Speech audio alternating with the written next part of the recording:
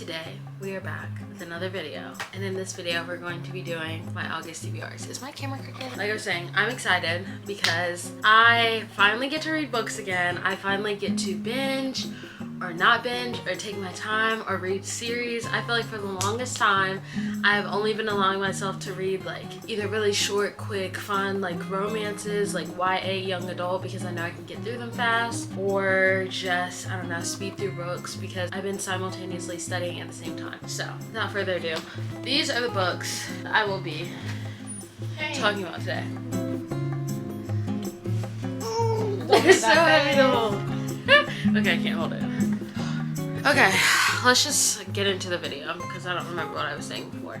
First up, I'm gonna do the books that I have already started. Is that cheating?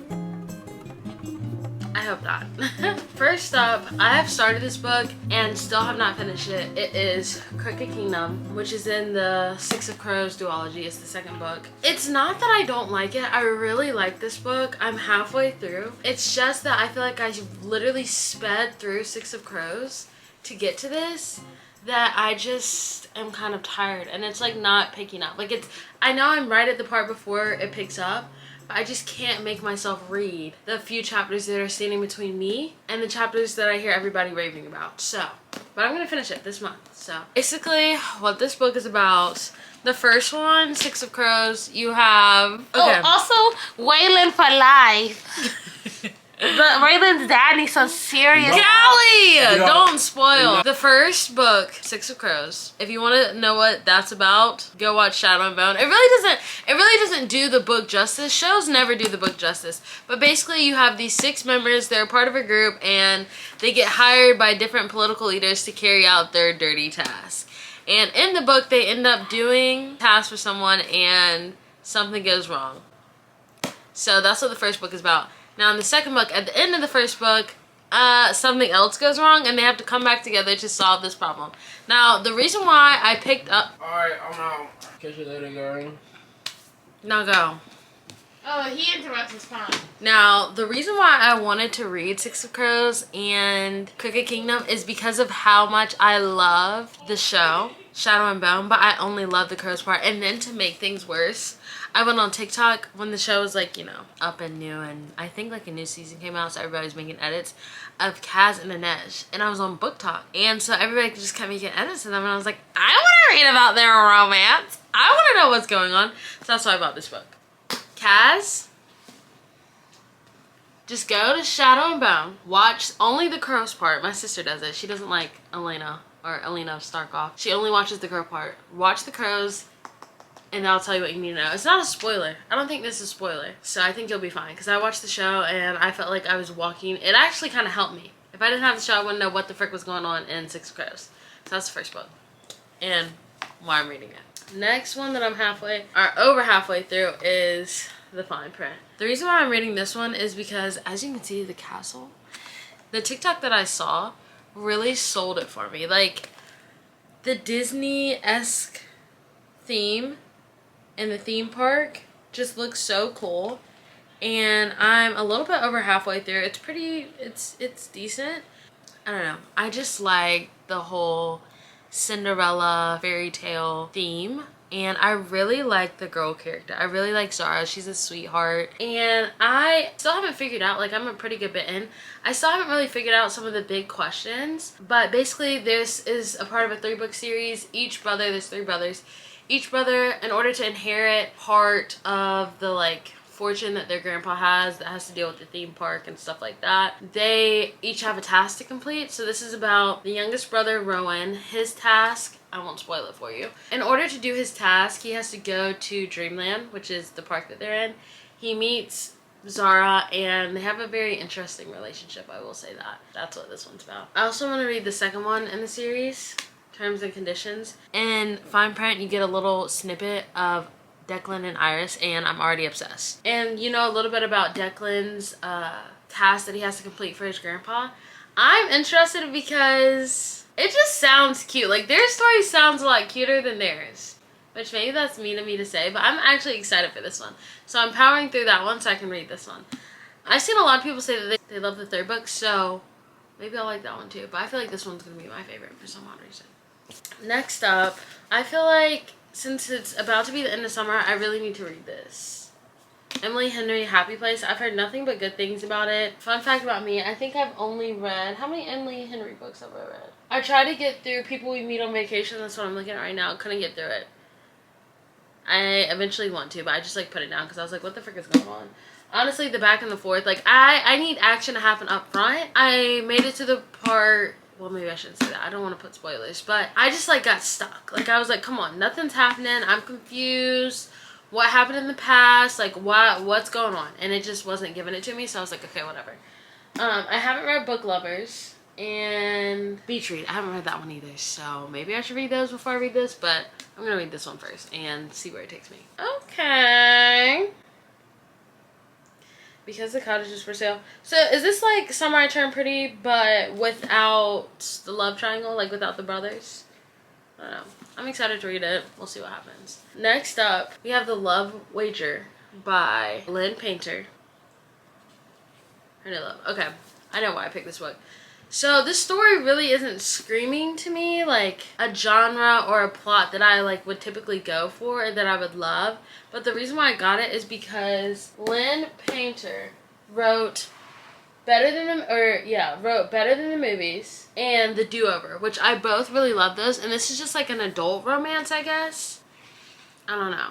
I have a feeling, I don't know. I think that if she does a good job writing it, then I'll like it, but I don't know.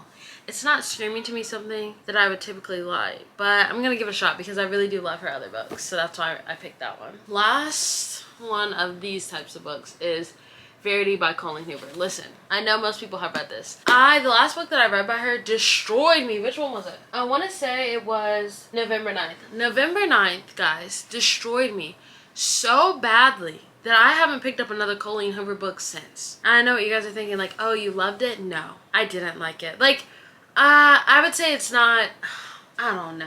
It's not that it was a good book, but I didn't like the storyline. Like how, I don't know how you could fall in love with the characters. Like, I do feel bad for them. I feel so bad for them, but I'm just like, y'all. Like, Home Skillet deserves better. I don't care what y'all say. She deserves better. Like, Invisible String Theory, my booty cheeks. I don't like it. I don't like their romance, but I do like that the book made me feel something. Now, people say this one is an emotional roller coaster. I'm gonna do a reading vlog on this one, so I'm so excited to read it. I haven't even read the back or anything because I keep seeing TikToks on it. I just scroll past it. But I'm excited. Apparently it's about like a writer who's on the brink of a financial ruin when she accepts the job offer of a lifetime.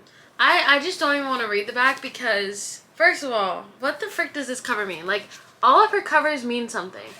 What the frick does this cover mean? I know it's going to destroy me. I know it is. I know it is. And I'm excited.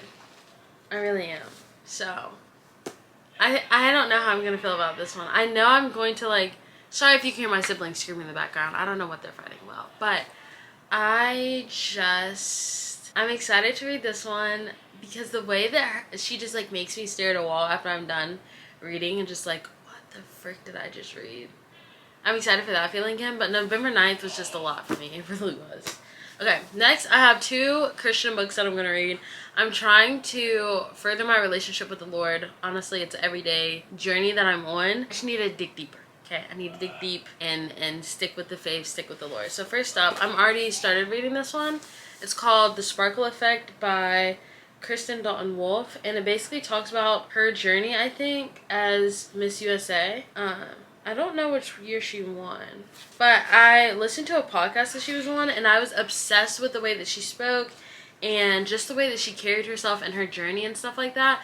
So I remember hearing about this book. I didn't buy it as soon as I heard it, but I followed her on Instagram, kept listening to her Instagram reels, and I was like, okay, I need to get this book and I need to read it. I'm on chapter 6. And I really like it so far. It's kind of, it makes you, it's like very simple lessons, I guess you could say. But I feel like she writes it in a way where like it makes you ponder different areas of your life that you need to work on, but in a way that you didn't already know that, if that makes sense. For example, one of her chapters talks about your beauty and just how you like see yourself and how you see others. I don't know. It was really good. One chapter talks about decisiveness. I'm only six I'm only 6 chapters in, so I haven't gotten that far in, but I don't know, I just really resonate with it so far. And then the next one is, or the last book is Why Do I Do What I Don't Want to Do by Jonathan Pokluda. I also listened to a podcast that had him on it, and the way that he described sin and how we fall into sin was just really interesting to me, and the traps and stuff that we sometimes fall into or different things with that. He just described it in a way that really resonated with me, and I feel like it resonated obviously with a lot of people if he wrote a book about it. And I'm just really excited to read this and I guess gain more insight into like different ways that I get like sidetracked and different things that I let take over my life, like if I'm angry or if I don't want to forgive someone, like different things like that. So I'm excited for this one. Basically with these 2 books, I am just hoping that I can change my mindset and change the way that I view things right now in regards to how I view sin for one, and then how I view myself. And I feel like sometimes I can just get like really caught up in the nitty and gritty of all the things that people expect Christians to do, and at the end of the day, like, I just have to accept Jesus's love and grace that he extends, and that is a lesson that I feel like both of these will help me with. So those are all the books, so go back through them one last time. Crooked Kingdom, The Fine Print, Terms and Conditions, Happy Place, Love Wager, Verity. I'm so excited but also sick for this one. And then Sparkle Effect and Why Do I Do What I Don't Want to Do. I am very excited to see what I learned from these books, and hopefully I can get through them all, learn something along the way, and have a good time reading. So thanks for watching today's video, and I will see you guys in the next one. Bye! I just realized I can't turn off the camera, so bye!